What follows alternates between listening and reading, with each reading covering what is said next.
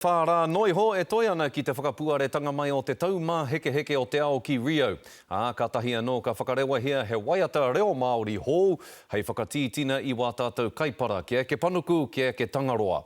Ko te kapa e taki ana i te waiata nei, he kapa e whai hononga ana ki te whānau wehi. Nei rā, a Tāmatiri Menesprout. He waiata aki, he waiata tautoko.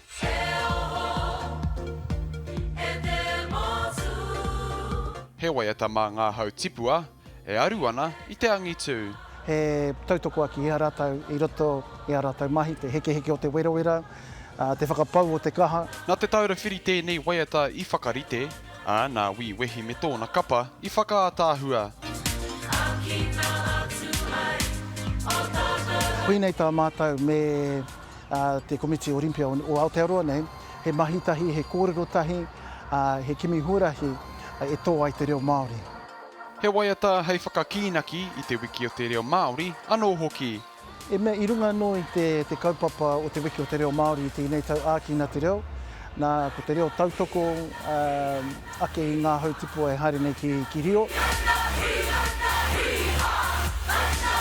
Ko te kore e miharo mai te iwi, ko te mea nui i whai wāhi te reo Māori i roto i ngā taumā heke o te ao i tēnei tau.